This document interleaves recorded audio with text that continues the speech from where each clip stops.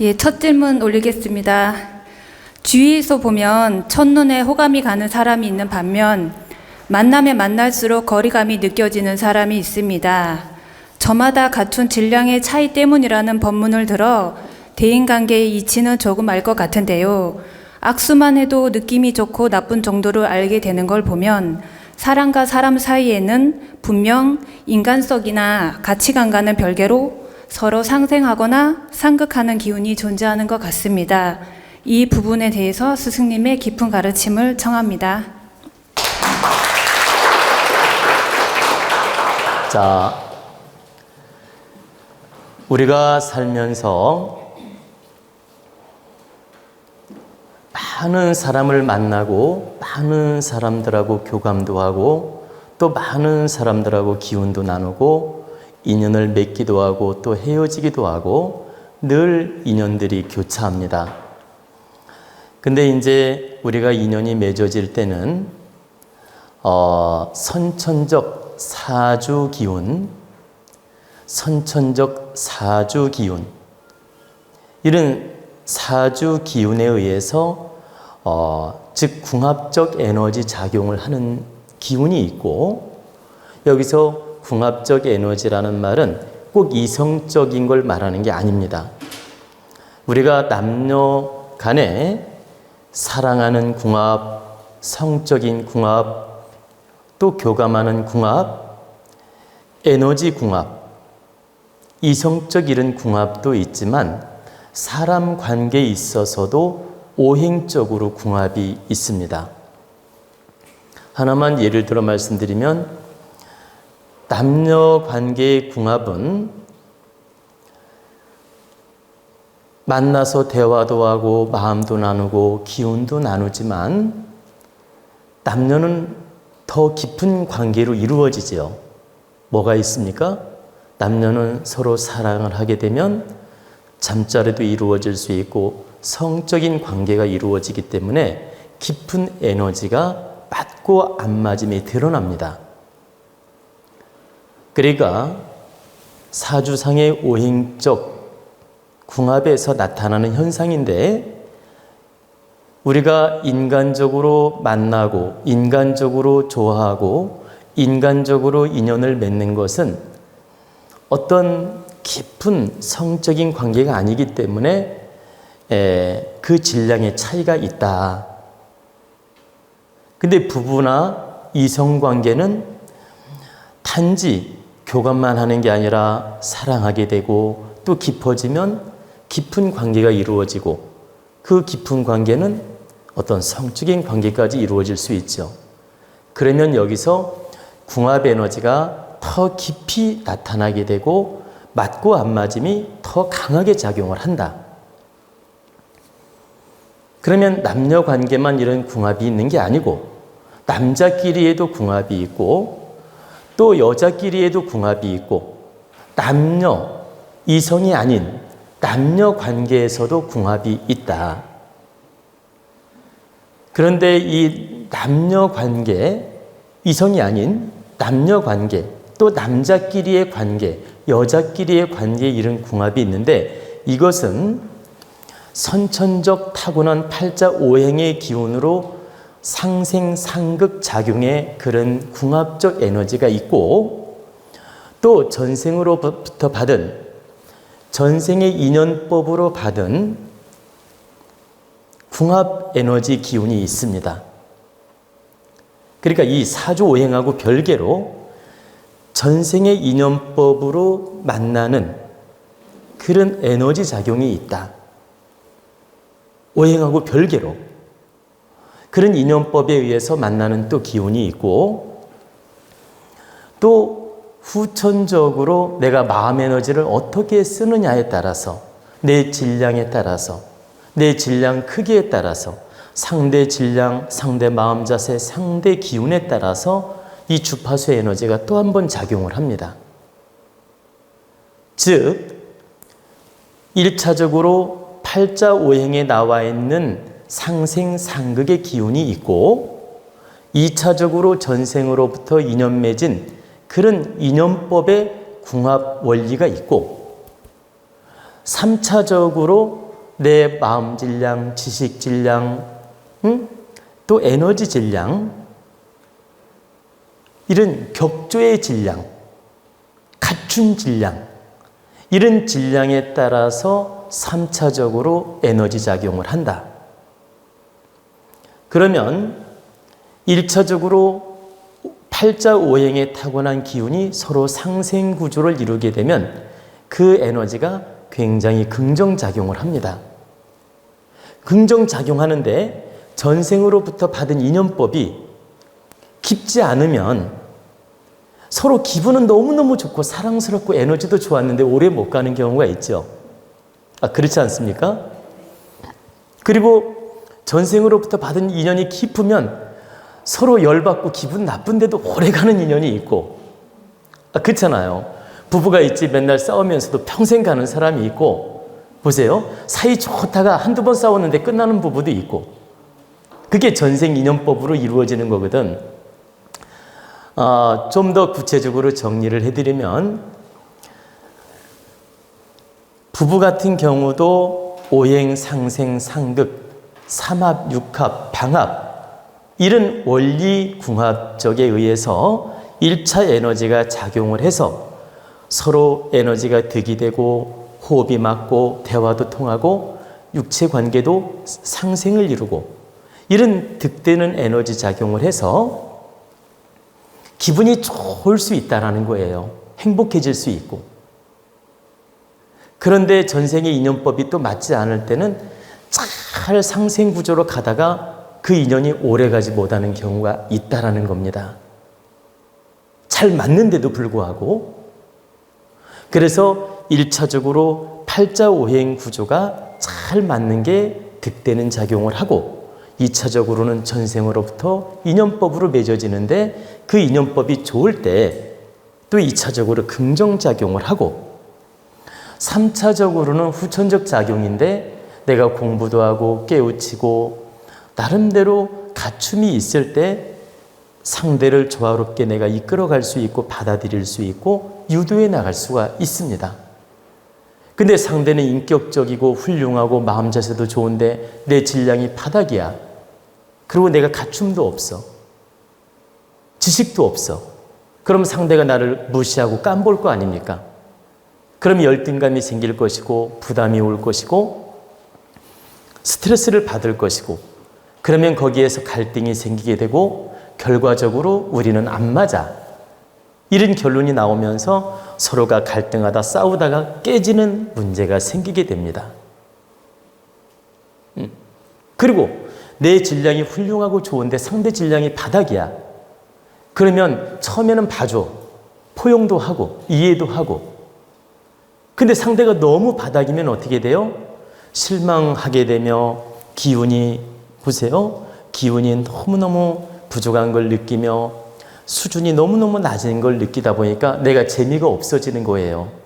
만나면서. 재미가 없어지면 어떻게 돼요? 멀어지지. 그리고 내가 멀리 하니까 상대도 느낄 거 아닙니까? 그러면 상대도 서서히 멀어지게 되고 나도 서서히 멀어지게 되고 결과는 안 좋아지게 된다. 이성 간의 인연을 제가 1차적으로 지금 설명한 겁니다. 그리고 이제 이성이 아닌 여자끼리든 남자끼리든 또 그러니까 이성이든 동성이든 이렇게 그 애인도 아니고 부부도 아니고 이런 조건부가 아닌 만남의 인연들이 많지 않습니까? 이성이라도 어떤 연애 관계가 아닌 조건부가 아닌 그 이성이라도 만남이 많이 이루어질 수 있거든. 사회생활하면 직장이든 사회생활이든 모임이든 단체든 이렇게 남녀 관계가 많이 만나게 되고 대화도 하게 되고 교감도 한단 말입니다. 이성 간에도. 그리고 동성끼리도 마찬가지고. 근데 그때도 1차적으로 사주 오행 상생 상극 작용이 작용을 합니다. 상생, 상극, 삼합, 육합, 충파 이런 에너지들이 작용을 합니다. 그리고 2차적으로 전생의 인연법으로 어떤 빛의 고리로 만났느냐에 따라서 2차적으로 득대기 작용할 때가 있고 부담으로 작용할 때가 있고 막 스트레스를 주는 경우도 있고. 그러니까 오행으로는 문제가 없어요. 오행 상생상극, 오행 충파작용, 이 두 가지가 있는데 상생상극, 삼합, 육합, 방합, 또 오행 조화, 이런 게 긍정작용을 하더라도 그 인연법에 의해서 트릭이 오고 얼마 못 가는 경우도 있고 정말 좋았는데도 빨리 인연이 끝나는 경우가 있는 것이 바로 인연법이다. 그리고 사주 오행이 충파가 일어나고 원진이 있고 오행이 안 맞고 해서 막 갈등은 많이 있는데도 인연이 전생 인연법에 의해서 전생 인연법에 의해서 인연이 깊은 경우에는 갈등하면서도 오래 가는 경우가 있더란 얘기입니다. 그리고 이제 세 번째, 좀 전에 말씀드린 것처럼 내 지식 질량, 내 갖춤 질량, 마인드 질량, 마음 공부 질량, 운용 질량, 이런 모든 거에 따라서 3차적으로 인연이 오래 유지가 되기도 하고 얼마 못 가기도 한다.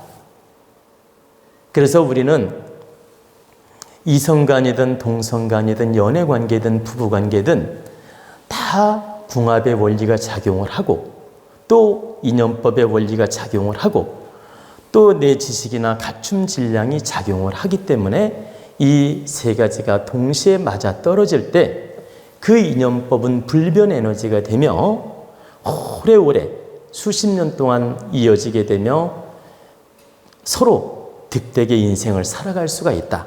그게 부부이든 친구 관계든 이성 관계든 동성 관계든 따질 거 없이 수십 년 동안 인연을 맺으면서 득되게 인연을 맺는 것이다. 이 세 가지가 맞아 떨어지는 경우, 그리고 이 세 가지 중에 무엇인가 한 가지라도 안 맞으면 삐그덕 갈등 하면서 오래 가는 경우는 인연법이 있기 때문이고, 인연법이 없으면 조금만 삐그덕 하다가 끝나고, 또 상생으로 궁합이 좋으면 일시적으로 아주 좋다가도 한 2, 3년 지나서 또 문제가 나타나고, 인연이 없으면 이런 현상으로 나타나고, 또 오행 충파가 심한 경우에는 나는 너무너무 인연법으로 좋았는데도 어딘지 모르게 안 맞아서 문제가 생기는 경우도 있고, 이런 문제점들이 나타나는 것이다. 그래서 우리는 이런 지금 제가 선천적 팔자 오행과 인연법과 내 질량에 대해서 지금 3단계로 설명을 해드렸는데, 선천적 오행은 타고난 거니까 어쩔 수 없고, 또 인연법도 내 마음대로 되지가 않습니다. 왜? 전생으로부터 받은 인연이기 때문에 내 마음대로 되지가 않아요. 이 두 가지는 어쩔 수 없는 거지만, 세 번째, 내 질량을 갖추어서, 내 지혜를 갖추어서, 내 마인드를 긍정으로 갖추어서 사람을 잘 이끌어가는 능력은 후천적인 것이며 나한테 달려있다. 내가 크게 마음을 확장시켜 나가고 지혜를 확장시켜 나가고 긍정 마인드로서 많은 사람을 품을 수 있는 그런 에너지 질량을 갖추게 되면 사주 오행에 조금 문제가 있더라도 극복할 수가 있고, 전생 인연법으로 조금 부족하더라도 극복하는 힘이 좋아집니다. 몇 % 좋아지느냐? 30%는 바꿔나갈 수가 있다. 그러면 팔자 오행이 지극히 심각하게 문제가 있을 때나 전생 인연이 지극히 안 맞을 때는 어쩔 도리가 없지만, 약간씩 문제가 있는 것쯤은 우리 후천적인 지혜로서, 능력으로서, 갖춤으로써 충분히 극복해 나갈 수 있다는 얘기입니다. 여러분들이 이 자리에 오셔서 마음 공부를 하고 도원 공부를 하는 것은 바로 모든 인연법도 잘 풀어가고, 모든 운명도 지혜롭게 풀어가고, 모든 삶을 지혜롭게 운용하려고 이곳에 와서 공부하는 것입니다. 바로 30%는 내 질량을 갖추게 되면 모든 인연들을 긍정으로 풀어나갈 수 있고 바꿔나갈 수 있기 때문입니다. 늘 말씀드리지만 이 30%가 작게 느껴지지만 굉장히 큽니다. 하느님께서 30%는 너의 능력에 맡기노니 너의 능력을 갖추어서 잘 풀어가고 운명을 잘 개척해가고 잘 바꿔나가라. 이렇게 기회를 주었으며 그런 힘과 그런 능력, 그런 에너지 질량을 주었습니다. 근데 그 에너지를 바르게 쓰려면 내가 지식도 갖추고 지혜도 갖추고 이 영적 질량, 영혼적 질량, 이 영혼 백 질량이 다 좋아질 때 우리가 이 30%를 바르게 운영해서 긍정으로 인연도 만들어가고 모든 에너지를 쓸 수가 있다. 그리고 한 가지 여러분들이 좀 오해를 할까 봐 한 말씀 더 드리는데, 내 질량이 높을 때, 내 질량이 클 때 작은 질량을 포용할 수 있고 리더에 나갈 수 있고 내가 자비든 사랑이든 지식이든 상대를 잘 득되게 운용할 수가 있습니다. 그리고 내가 모자란 사람을 잘 이끌어주게 되면 그게 업을 푸는 방법이 되고 그게 공덕을 쌓는 방법이 되고 그 공덕은 반드시 상대에게도 도움이 되지만 나한테 크게 돌아옵니다. 그래서 여러분들이 이렇게 몇 번 대화하다가 질량이 너무 낮아? 나랑 안 맞아? 저 사람 왜 이렇게 무식해? 이러면서 무시하면 안 됩니다.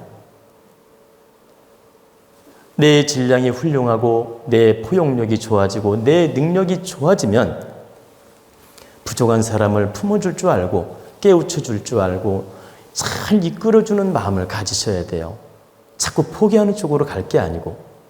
그러면 상대는 그 은혜와 감사를 느끼면서 나를 좋아하게 되고 그 힘은 나의 힘이 될 수 있고 결과적으로 그 공답은 나한테 돌아오는 것이다. 그래서 여러분들이 질량이 모자라서 상대한테 발길질 당하면 어쩔 수 없지만, 그러니까 여러분 능력이 부족하고 마음이 부족하고 지식이 부족해서 상대한테 딱지 맞으면 어쩔 수 없는 일이지만, 나만이는 크게 능력을 갖추어서 지식을 갖추어서 지혜를 갖추어서 상대를 크게 품어주고 크게 이끌어주고 크게 돕는 역할을 해야 된다. 그게 바로 홍익이념이고 마음 공부한 사람의 자세이고 훌륭한 사람으로서 성장하는 것이다. 제가 여러분들 그렇게 행을 바르게 하고 잘하면 제가 칭찬할 때 뭐라고 합니까? 훌륭합니다. 이런 칭찬을 해주지요. 내가 모자란 사람을 잘 득되게 풀어주고 이끌어주고 도와주는 행위, 크게 공덕을 쌓는 일이 되고 내가 훌륭한 사람으로 성장하는 것이다. 사람 중에서 착한 사람 보세요. 착한 사람, 좋은 사람, 훌륭한 사람이 있어요. 착한 사람은 누구에게나 좋은 마음을 갖는 게 착한 사람이에요. 그리고 좋은 사람은 상대나 나나 항상 모남이 없이 두루두루 융화를 잘하는 사람이 좋은 사람이고, 훌륭한 사람은 뭡니까? 공익적인 마음, 상대를 이롭게 하는 마음, 이타적인 마음, 그리고 부족한 사람까지 다 품어주면서 이끌어주어서 모두가 상생으로 득되게 하는 사람, 바로 이 사람이 훌륭한 사람인 겁니다. 우리는 바르게 깨우치고 공부해서 훌륭한 사람이 되어야 됩니다. 우리 도원가족뿐만 아니라 유튜브를 듣는 국민들, 반드시 자신의 모순이나 부족함을 갖추어서 훌륭한 사람이 되도록 노력하라는 뜻입니다. 당신들은 착한 사람도 될 수 있고 좋은 사람 되기는 쉽다.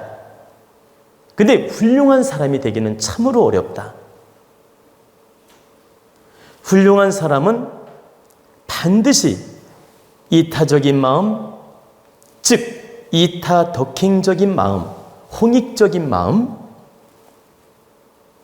그 다음에 모두를 품어 안는 마음,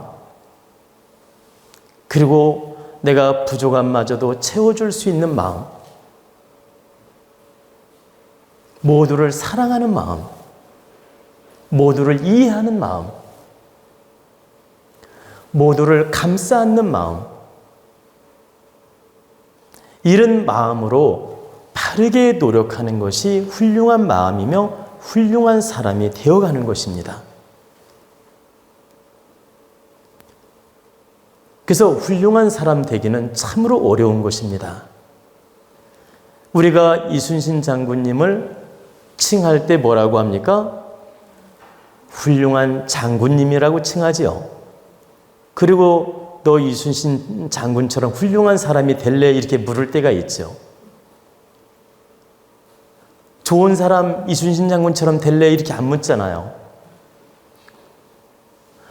우리가 역대 이순신 장군뿐만 아니라 세종대왕도 있고 이순신 장군, 을지문덕 장군 등등의 훌륭한 사람들이 많이 있는데 그분들을 칭할 때 그 착한 사람 닮을래, 좋은 사람 닮을래 이렇게 묻는 게 아니고 을지문덕 장군처럼 훌륭한 사람이 될래, 세종대왕처럼 훌륭한 사람이 될래, 이순신 장군처럼 훌륭한 사람이 될래 이렇게 묻지 착하다 좋다 이런 말 안 쓰지 않습니까? 그럼 왜 그분들을 훌륭하다 하느냐?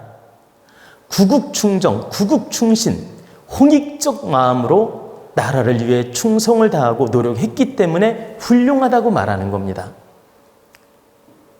그분들이 착하고 좋은 사람일지라도 이기적으로 그냥 자기만 위해 살았더라면 훌륭하다는 말을 쓰지 않는 것입니다.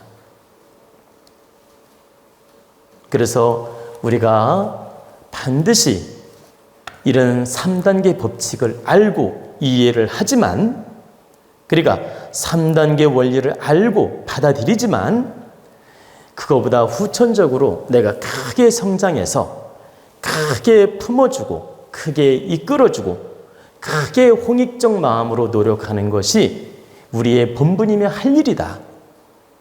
그러기 위해서 우리는 끊임없이 공부하고 성장하는 것이다. 바로 훌륭한 사람이 되기 위해서 노력하는 거란 뜻입니다.